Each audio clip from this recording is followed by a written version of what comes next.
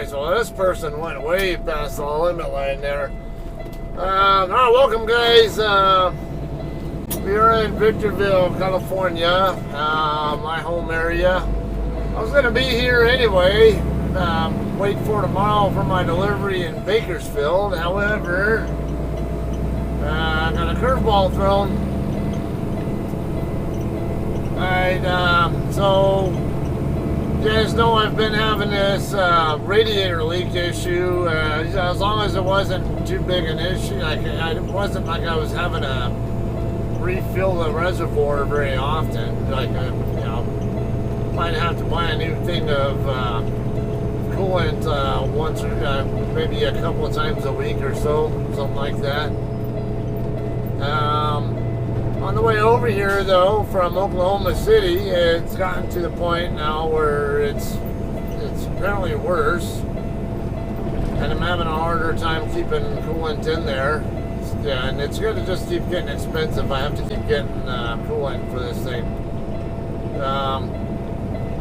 It even got to the point where, actually, I stopped for a break at Russell's Travel Center after picking the load up. And I didn't have any problems really along the way, but between Russell's and Albuquerque, the Russell's would be over on the east end of, far east end of New Mexico, by the way, if you guys aren't familiar with it, on I-40, just before you get into Texas, or just as you're getting into New Mexico from Texas, either way you want to put it. But anyway, between Russell's and Albuquerque, thought I heard something, and it started getting to where, it became constant again, even when I wasn't using the Jake brakes. You stupid lights. Need a really, actually, you know what, might.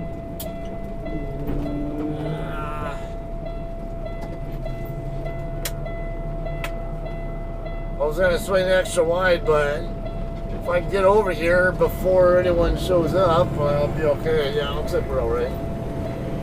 Because I need all these lanes to get my turn done safely there. Otherwise, I do J-hook turns there. Usually try to avoid going this direction unless traffic is light like it is right now. Sunday morning at 6:49. Sundays are always light travel days, so that was the main reason I decided to go this way. Otherwise, I would have been taking Nisqually Road exit or exit 148 for those of you guys who are not so familiar. I'm going to be parking by the Americold facility in Victorville. As you guys know, I live real close by. I'm going to be getting swapped off the load sooner or later. I don't know with whom or anything along that line yet, but because I had already communicated a dispatch earlier this morning when it started having. After I got into California, I was past Needles and before I got to Fenner. I got to where my engine started having a hard time staying underneath 220 degrees. 220 is where my fan starts to kick on and try to, and obviously the thermostat also opens up. But yeah, I got to where I was having a hard time staying below, keeping it far below 220, and not too much later than that. Before I even got to Fenner, it started overheating. Or actually got above 220, got into the 230, almost 240 range. I was like, okay, we got a problem here. So thankfully, I had a spare gallon of coolant in my side bay, and it turned out that gallon of coolant was just barely enough to get me to Barstow. I was just shy of getting to Barstow. I think I was in the Daggett area when I noticed the fan was starting to kick on and have a hard time getting it to get far below 220. I might have gotten it down to 210 or so, and was just having a hard time getting it any lower. Like, and I had a contingency set up where if push came to shove, I was going to have my wife drive up to Barstow, grab a thing of coolant, and then meet me somewhere. Whatever it was going to take to avoid having to get towed. But yeah, I ended up making it to the TA just on time to avoid having this thing give me coolant temp high warnings. Got a couple more gallons of coolant. I put 1 gallon in, and even like right now it's sitting at 210, so not looking good. So I can't keep nursing this anymore. I'm gonna have to get it in the shop and get it taken care of. We're trying to get it taken care of, but maintenance account is not in good shape. So I'd be lying if I said I was confident that I'll even be driving this truck ever again after today, or after I turn it into the shop. So we'll see how things go. It actually is getting frustrating and stressful, always worrying about, what kind of bullshit is going to come up next. You gonna come over or not? Stand there. The lane, your lane's going to close here in a second, dude. I can't tell you. They kept giving the impression that they were going to turn right pretty soon here, but now he's turning left and look like he's going to make a U-turn illegally. Well, okay. Or I don't know if I'd say that was illegal, but because there was no traffic coming, but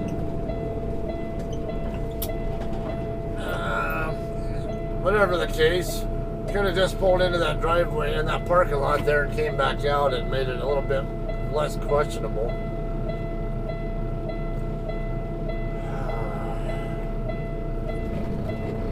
Yeah, I figured I'd give you guys an update at least, because I know that even if you guys who watch my pickup video in Oklahoma City, we're probably going to have expectations that my next video is going to be a delivery to the Hobby Lobby store in Bakersfield. What's up with this? Someone losing clothes or something, or a bunch of stuff? Oh. Alright, that delivery won't be happening now. And I really don't know how JCT is going to handle this one. My truck's paid off. It's the only thing stopped me from taking over the title is getting the maintenance account paid off. And I keep getting torn apart on the maintenance account by one bullshit thing or another. And then when I was in Oklahoma City getting brakes looked at, they ended up changing 2 brakes and 2 drive tires when I think the only thing that was really absolutely necessary was 1 brake based on the numbers they had. So I did not do my maintenance account any favors either.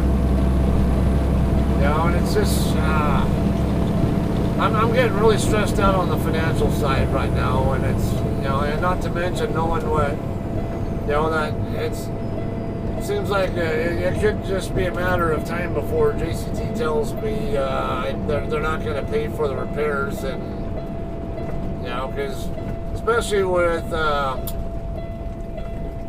Hirschbach in the picture now, they have some fiscal responsibility to Hirschbach as well, and putting money out for forking more money out. It's going to be at least a $4,000 repair probably, because I know we got a bad radiator and it's going to take time to get. It's a roughly $2,000 part, and it's going to probably take at least another $1,000 or so in labor to cover that. I don't know why they put these signs up here. Like, now they made it illegal to park here on this street, and it's like, screw you guys. You don't go parking trucks at truck stops when you're on home time, and this is the best place to park it. And unfortunately, it's this shit right here why that gets enforced.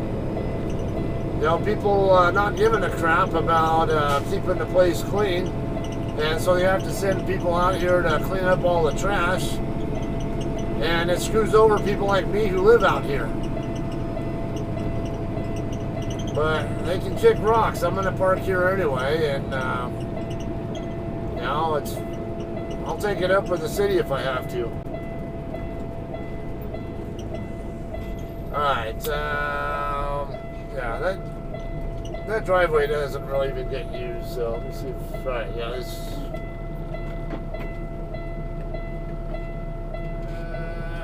Might go a little, I don't know, maybe a little bit more forward. Just in case there's a possibility of somebody being able to park in between me and that Andrus trailer.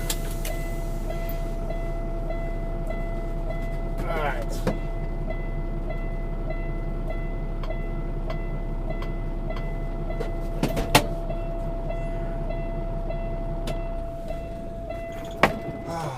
So we'll get that done at least get that noise gone away. I'm sure that's bothering you guys even more than it bugs me.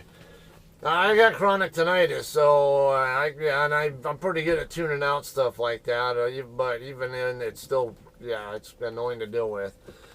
All right, so like I said, I don't know what the future holds here. I'd like to keep this truck, because you guys know how much disdain I have for auto shift, and even more disdain for a collision avoidance system.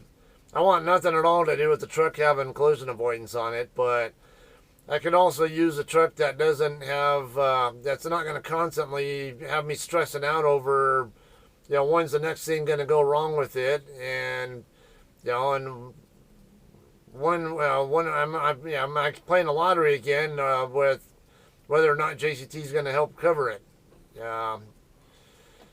So I don't know. I'm gonna have to make decisions here, possibly, if I get told I can't do anything. I mean, I can't pay if they won't pay for it. I might have to see about getting a loan to cover the cost, or say screw it, I'm done with this truck. And if I'm done with this truck, there's always that remote possibility I might say I'm done with JCT too, because I don't want to drive an auto shift truck. As great as the company's been to me, I understand they have business to run too, and you know, they have decisions to make that they have a fiscal responsibility. So I understand that. I'm not going to fault them if they do say something about, yeah, we're not going to cover it, but I don't know. It's like I'm right now, because I don't have truck payments anymore per se, because the truck balance is already paid off.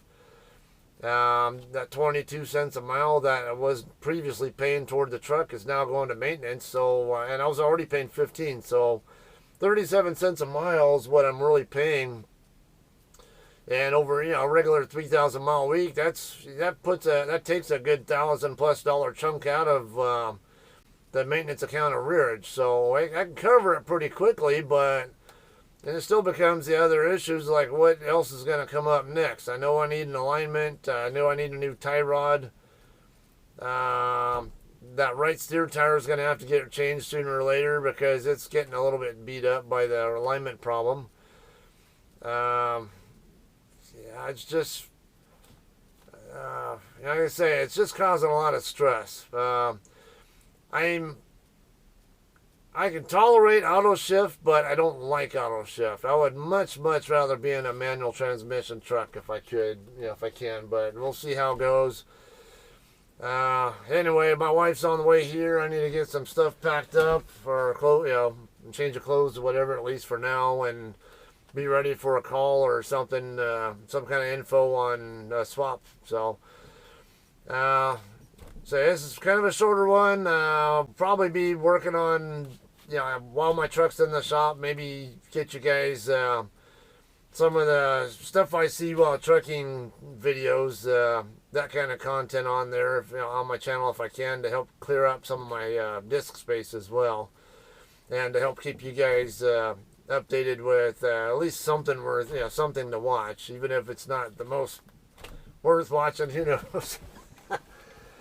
Alright, anyway, you guys, hopefully you'll have a better weekend than I'm going to have. See how it goes. I'll have be taking this truck to a shop tomorrow and see how everything goes, and update you guys when I can, alright? So, y'all have a great day. fingers crossed. Hope all goes well, but hope for let's say expect the worst, hope for the best. Is all I can really say. All right, I will see you guys again on another video sometime, somewhere. Don't know when or where or what's going on, so we'll just, surprise you when it happens, all right? Thanks for your time, and we'll see you on the next one.